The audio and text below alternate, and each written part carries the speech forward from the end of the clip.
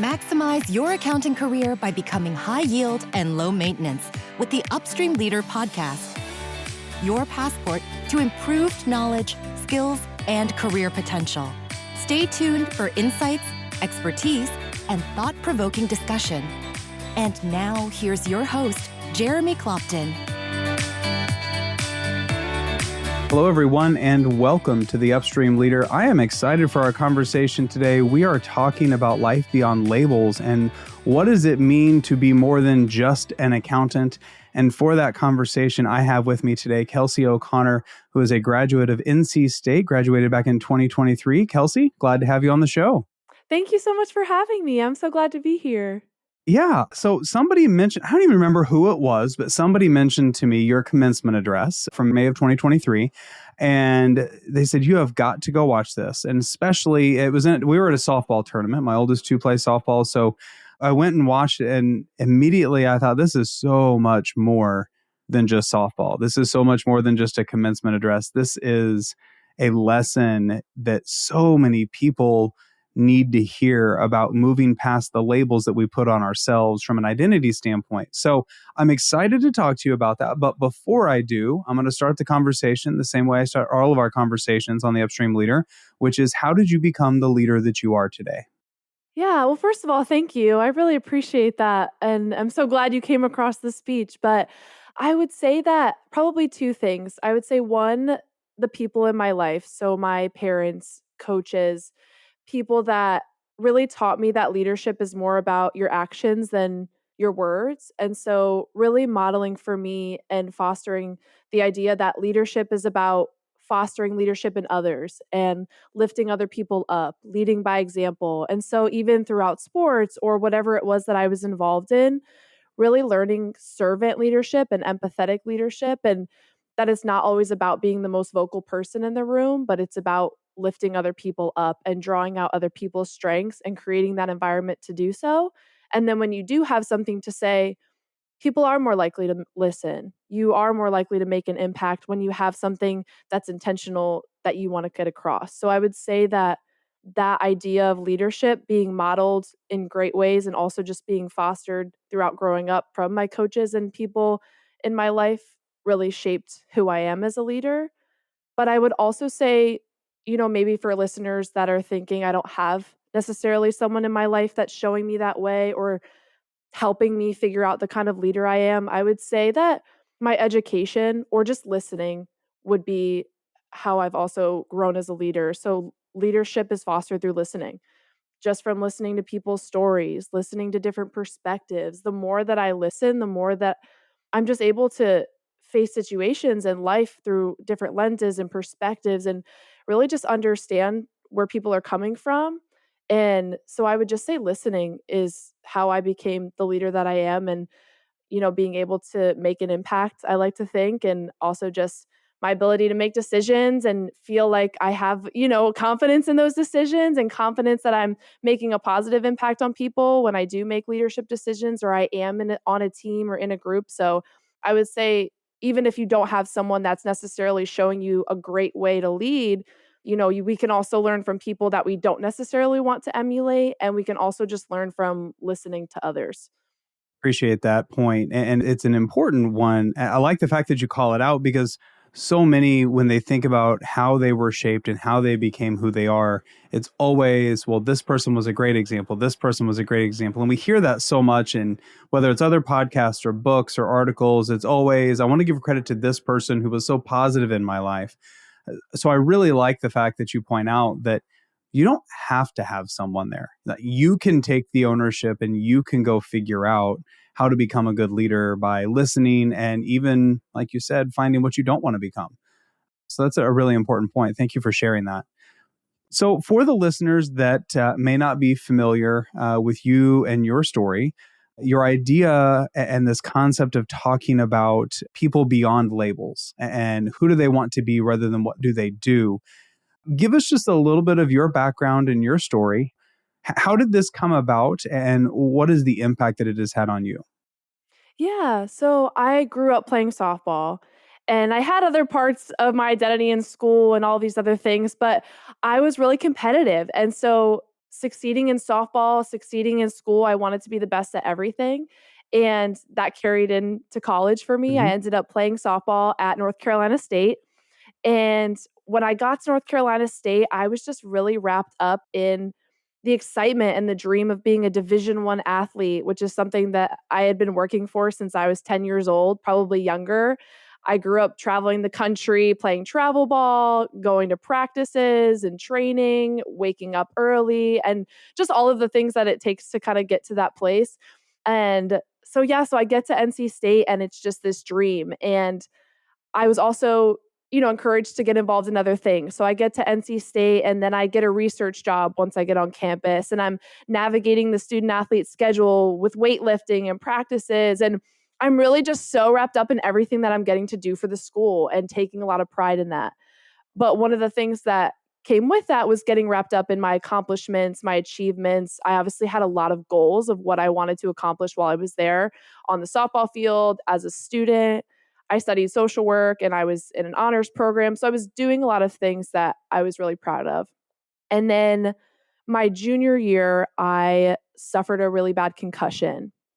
It was a random day at practice. It was the fall of my junior year. And it hadn't necessarily been everything that I was expecting beforehand. So part of my college career was during COVID, and a lot of life even just got zeroed into softball right before this injury because we had lost this balance of going to class, seeing friends. And so for about a year and a half before this injury, it was just softball, home, and then softball. And so I'd gotten really wrapped up in going for this goal and, defining myself as an athlete, defining myself as a successful student, all of these things. And I get into a base running collision, I get a concussion, and that just changes instantly. So, unfortunately, I had had other concussions before when I was in high school. And so, because I had had them before, this was worse. And I knew this was worse and it was a lot more severe. And so, kind of over the next couple weeks after I'd gotten injured, it was just kind of a whirlwind of events because I was really struggling. So I took the fall off of softball. I was seeing 6 doctors. I was talking about my jaw. It was a jaw and a neck and a head injury. And so I'm going to all these different doctors. I'm starting to get emails that I'm going to fail my classes. I'm just scrambling to kind of keep myself in school and keep myself together. Ultimately, I want to say after like 6 or 7 weeks, I decided to medically retire from softball. And part of the tricky thing too was it was an invisible injury, so I didn't necessarily have a lot of support from my softball program because Mm, in their mind, because I looked okay, I was okay. And sure. why aren't you back yet? You look fine. And not really understanding how these injuries had compounded. And so pretty much all at once, I had gone from being a Division I athlete and a great student and filling my calendar to the max to having no clue if I was going to get better, not being a great student because I was really struggling to read. I had blurry vision. I was struggling to, after a few weeks, I had some late onset like cognitive symptoms. And so I was struggling to articulate my thoughts. I was in this state of confusion. I started having mood swings, which was part of my reason to medically retire because I just didn't even recognize the person that I was. And so I knew softball wasn't going to last forever, but my career path was social work. And now I couldn't even keep up in a conversation and I wasn't sure if I could finish my degree. And so even these things that I'd kind of put other, investment into, that was shattered. My community was gone. My dream of playing softball was over abruptly. And my athletic ability, my abilities to work out without pain, just everything that I knew myself to be and my world and my identity pretty much shattered overnight. So how, because I can't even imagine just how challenging, especially when you're achievement driven, right? And so many high performers are, right? They're achievement driven. And what's interesting is even in the commencement address, when you were being introduced, right, all the accolades, right, all of the Thank accomplishments were you. still there. And then you get up and you start talking about, it's more than the labels, even though inherently we just kind of gravitate toward that. And I don't know if it's just because it's easier, because it's what's visible, like you said, right? It's not an invisible thing. It's like, well, here's this trophy, here's that grade, here's this thing, what have you. How were you able to move past that and redefine who you are through something other than what you were doing? Because I know one of the concepts that was in your commencement speech that I absolutely loved is talking about a human being rather than a human doing. And it sounds like that probably came out of this a little bit, since you were not being able to Yes. do all of the same things. How did you move through that?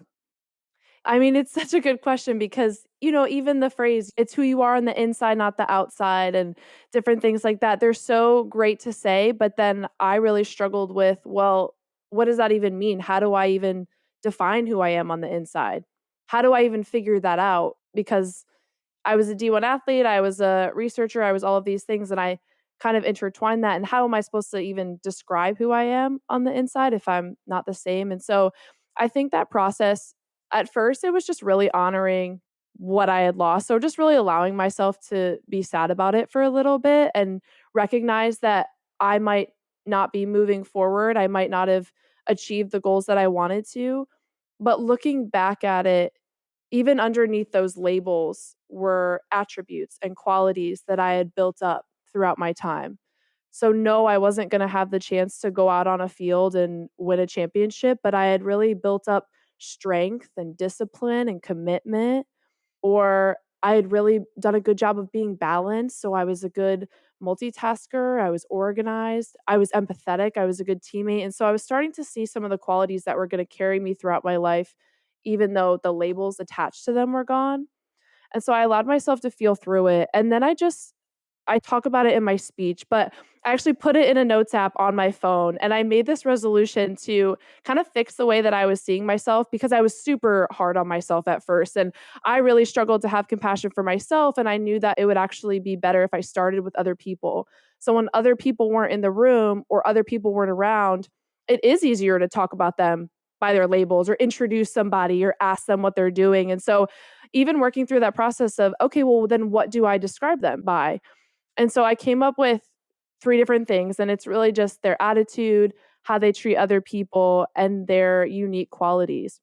And so I really worked on when people aren't in a room or when they are, introducing my brother as optimistic and funny and just welcoming. He just lights up a room and really describing his energy. Or my dad, who's just strong and always there, and he's just reliable and he's kind, and really just describing the energy of the people in my life before I start telling you what their job is and what they do. And the more I started to work on that, just actively in the way that I spoke and the way that I thought of other people, the more it really helped me to flip that concept and apply it to myself too, and start appreciating myself for who I was. And so I didn't know if I was going to get better. I didn't know if I was going to achieve, all those things, but just really deciding that regardless of what I do end up accomplishing or not accomplishing, what kind of attitude do I have every day? What kind of energy am I putting out into the world when I talk to a stranger?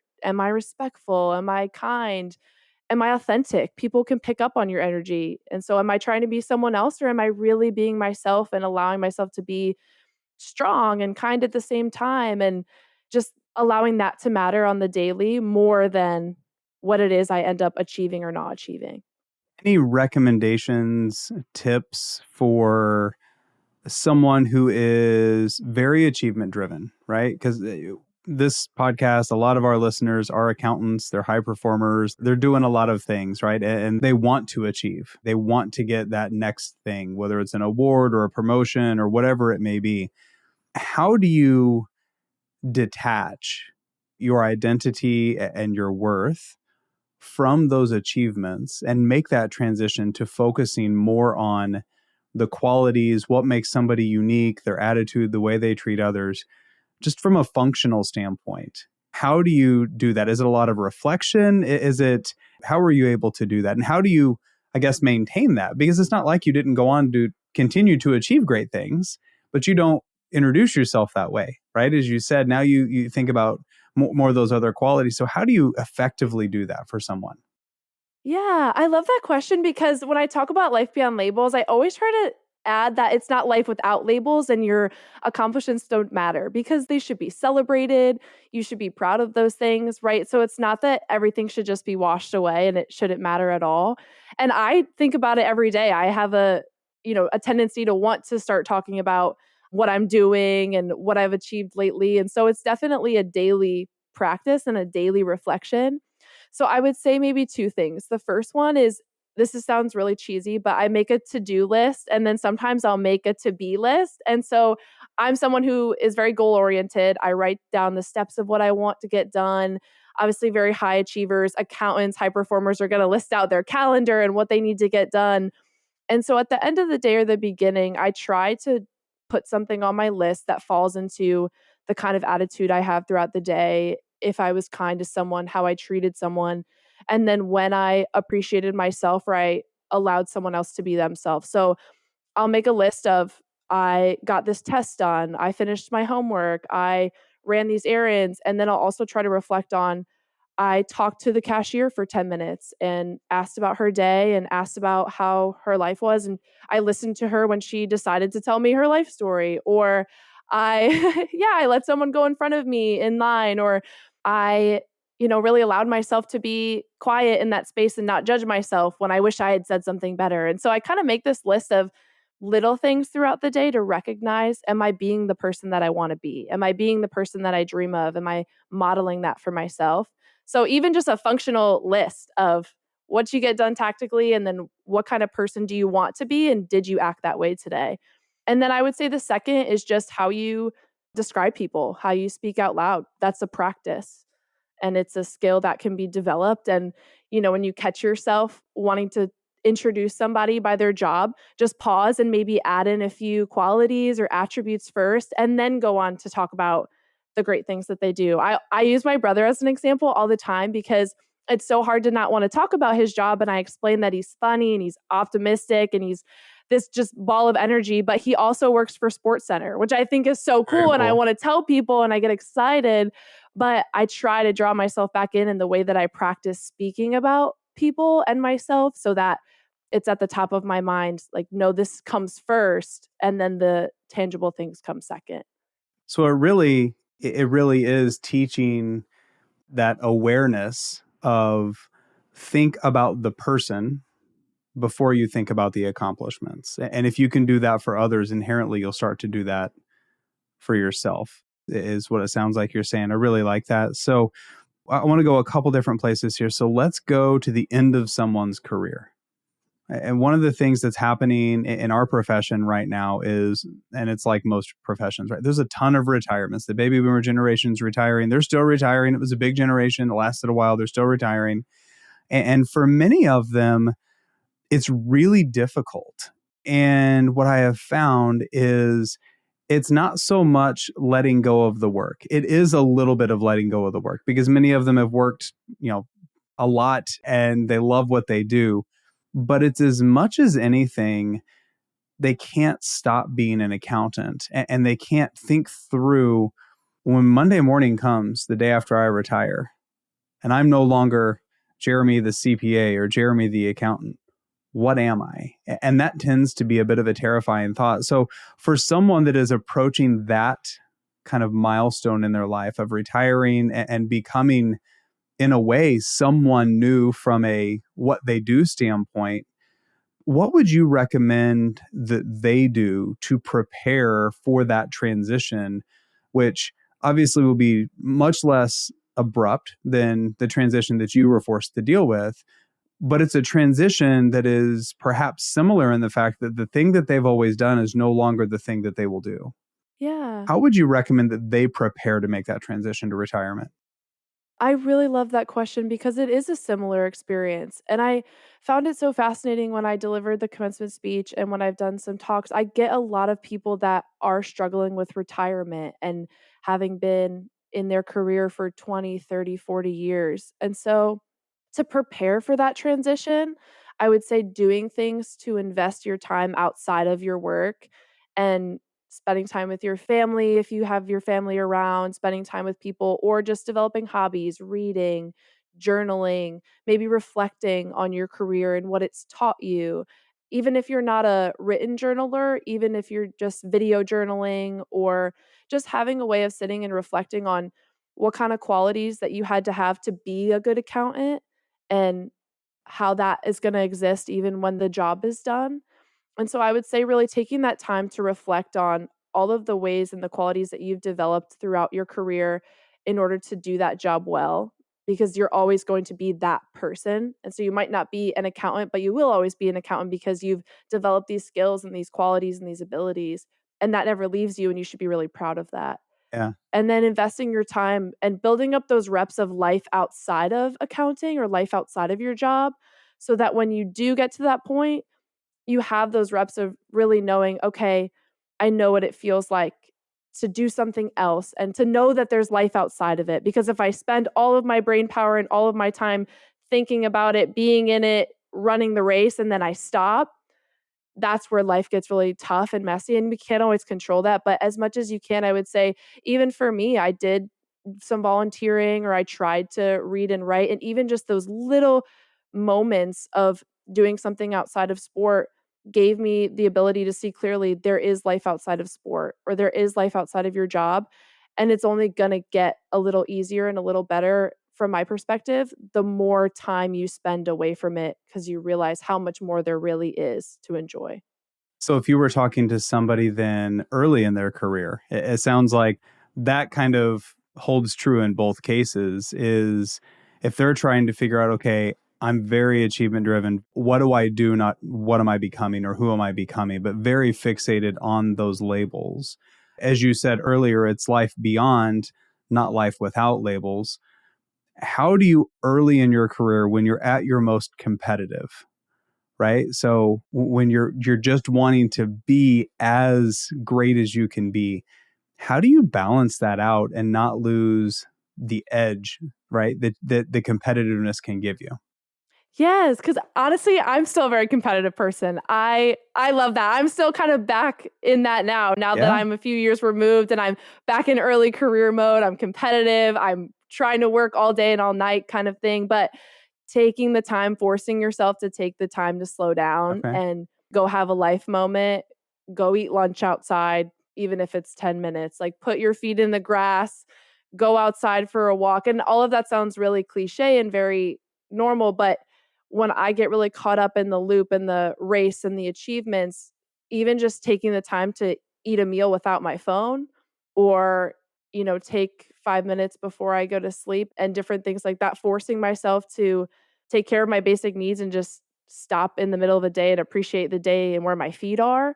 You don't lose an edge. I actually think it gives you a better edge. I actually think it gives you more appreciation and more drive for your goals and what you are doing and how far you've come when you take a moment to just be where your feet are. So you're almost really putting yourself ahead in both ways when you take a moment to slow down and live your life in the moment because you kind of get to enjoy some of that success or even just the process of it. Maybe you start to fall in love with the process because you're recognizing the days and they're not just skating by you. So I would say taking time to slow down actually gives you more of an edge. At least that's what I have found. Slowing down in the middle of my day makes me more productive, makes me more excited for the future I want to build and where I'm going, but keeps me where I am right now. Yeah.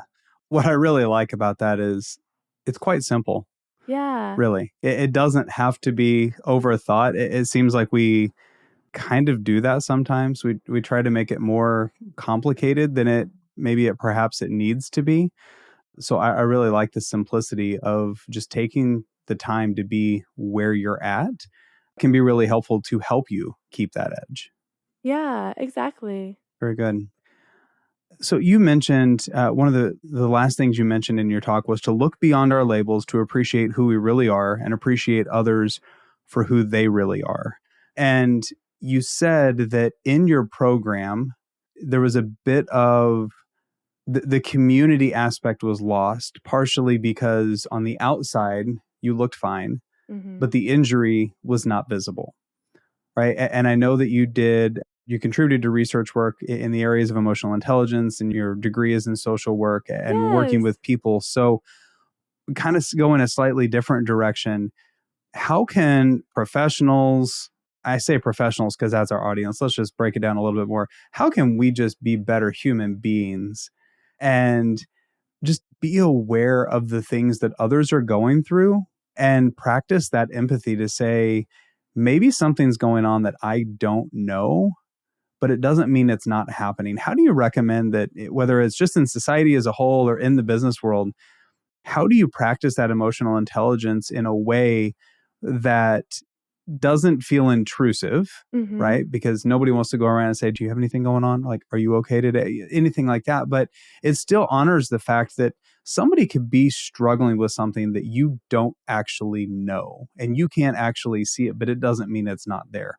How do we practice that empathy and that compassion most effectively? Oh, I love that question so much. Honestly, I'll say one of the things that I do and I think is the best for me is I kind of always assume that someone's going through something. Mm. 'Cause I feel like it's actually better to just assume that they are and then treat it with compassion than to assume that everyone's not and then say something, do something, and then, "Oh my gosh, it's too late. I had no idea you were going through that. I wish I could take that back." Because I don't know, I don't think there's any harm in giving someone the benefit of the doubt and just saying, maybe they're going through something and they don't wanna tell me. So, as you mentioned, it's not always about asking, "Hey, what's going on with you? What are you going through?" Because A, you're always not always going to get a straight answer. B, right, somebody might not be ready to talk about it or they might brush it off or whatever happens. So, I would almost just say just assuming that people are going through things because everyone is. And we might have a different level of what we think is bad and what we think is a minor inconvenience compared to what we're going through, but at the end of the day, everyone's going through something. And so I might as well just assume that there's something going on in your life that I don't know. So why wouldn't I treat you with patience and compassion and empathy? But I don't think that discounts accountability either. So when I was having my injury, for example, my professors and the professionals in my life who had to keep me on track or not, that wasn't their job to keep me on track, but I had to uphold standards. If I wanted to graduate or complete a class, I wasn't just going to get passed because something happened to me.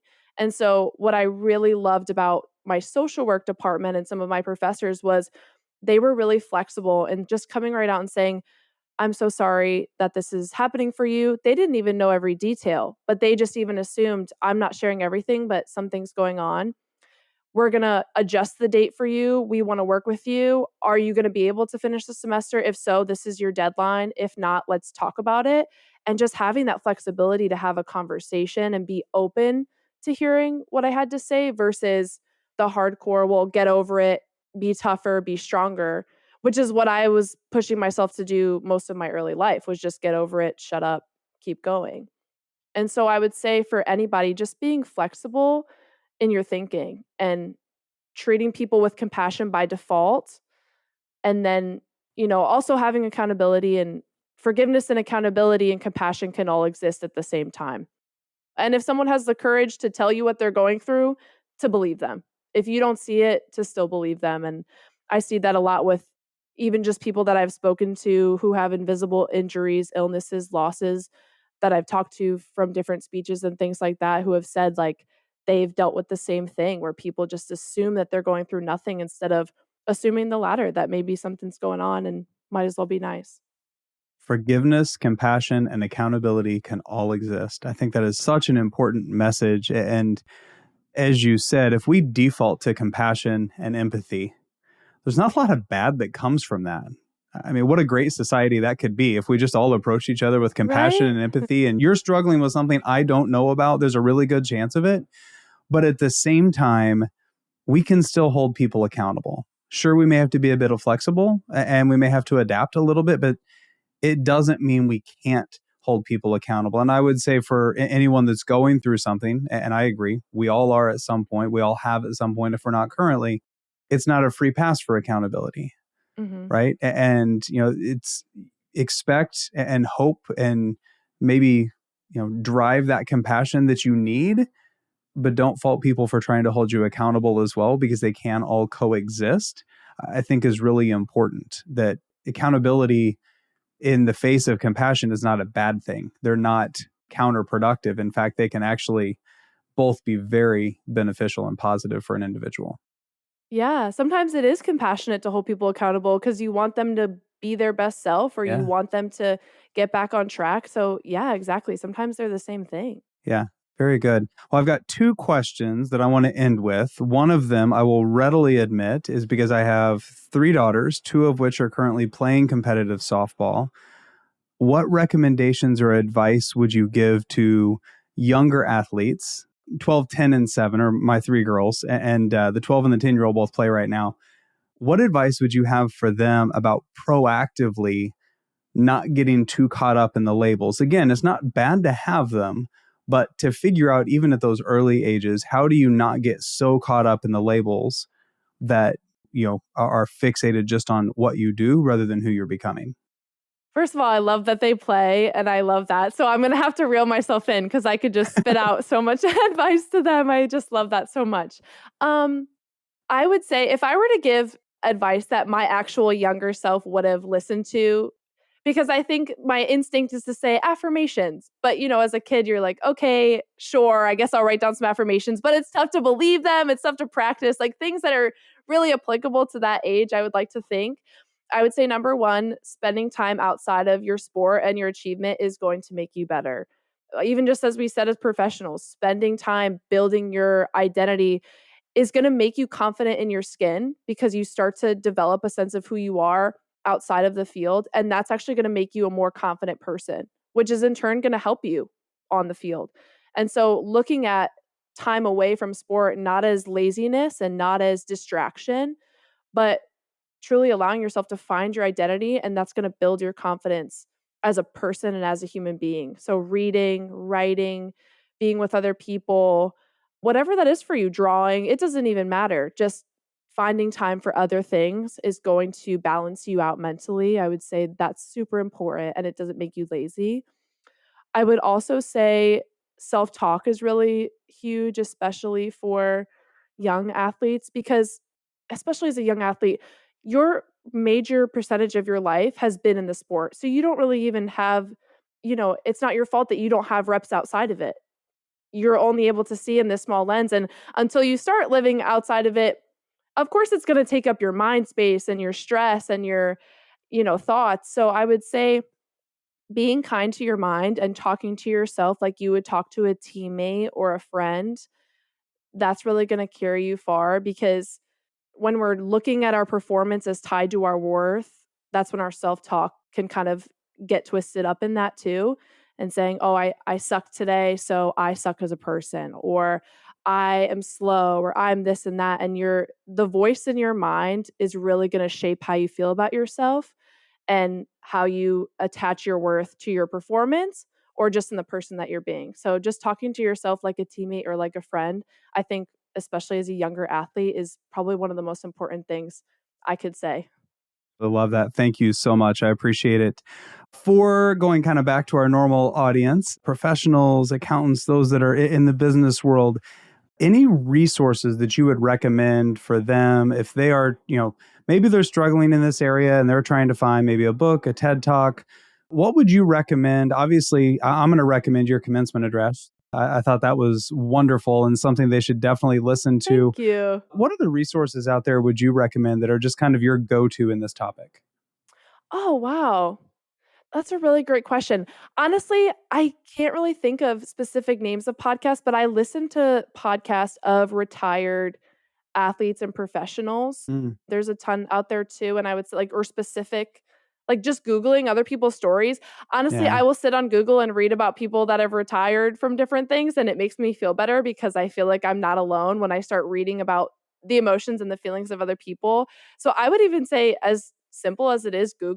Googling other people that have experienced this and then really recognizing, oh, so many people in my position are feeling the same way and they got over it this way or they got over it however way. So yeah, I would honestly just say Googling other people's stories. And I feel so bad that I don't have anything Oh, that's necessarily great. top of mind for the topic, but maybe I'll get back to you on that. Yeah, no, that sounds great. And, I had never really thought about it, but some of the best books that come to mind as far as just understanding somebody else's mindset are retired individuals, right? That have written their memoirs or somebody's written a biography about them. It's always fascinating to just kind of get into their head a little bit and how they were thinking about things. So I appreciate that. Thank you. If folks want to reach out to you, I know you do some keynote speaking and other workshops and things. How can they find you, and what's the best way to get in contact with you? Yes, thank you for asking. So my website is kelseyo'connor.net. O'Connor is spelled with an O-R. I feel like I need to clarify that. On social media, it's Kels O'Connor 6. So you can also send me a message through social media or through my website. There's a message form there as well. Wonderful. Kelsey, thank you so much for taking the time to talk with me today. This has been a really fun conversation. I think it's been really insightful and will help a lot of people at various stages in their career. So thank you so much for joining me on the Upstream Leader. Thank you. I appreciate it. This was awesome. Thank you so much for having me. Thanks for joining us on the Upstream Leader podcast. We hope today's episode has enriched your understanding of what it takes to become a high-performing leader in the accounting profession. If you'd like to hear more episodes, subscribe on your favorite podcasting app and visit our website where you'll find full show notes and more. theupstreamleader.com.